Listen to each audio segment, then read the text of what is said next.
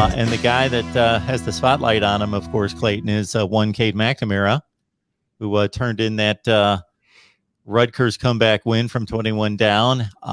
Unfortunately, we didn't get to see him much after that. He got hurt against Penn State, but going all the way back to spring practice, Jim Harbaugh, Josh Gaddis saying a lot of good things about his development as a leader, taking control of the offense, making the right decisions, and that's carried on through here into August.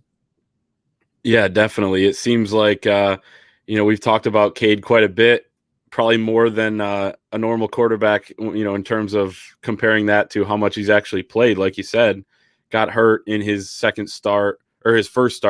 real game of playing. So, and that was against Penn State. But from everything that his teammates, his coaches have said, he's really taken over the offense. He's become the rock of the offense. I think Aiden Hutchinson said, kind of being that steady force. And that's something Michigan's needed out of its quarterback. Even going back to Shea Patterson, he wasn't a captain. He wasn't the leader necessarily on the offensive side of the ball or for the team in general. And that's no knock against Shea Patterson. But then Joe Milton last year, kind of the same thing. He obviously struggled on the field as well. So I think to hear that Cade McNamara has become more of a leader is huge for Michigan.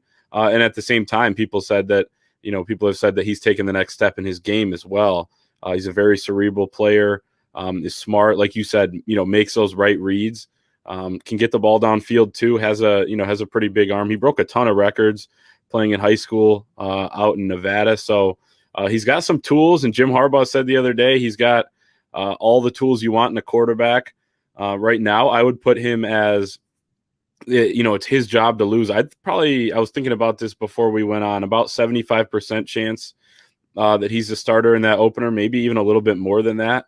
J.J. McCarthy is running number 2 right now, the highly touted freshman, and he's pushing him. And we've heard that he came out guns blazing here in fall camp after starting to pick things up over the summer. It's tough to pick up the playbook, but he was an early enrollee. He's got his feet under him. He's going to push him. And then Alan Bowman running at 3 right now, the Texas Tech transfer. So it'll be interesting to see where all that shakes out. But right now it looks like Cade McNamara's job to lose, and they're kind of starting to rally around him, which I think is big for a Michigan team that had some clear culture issues last season.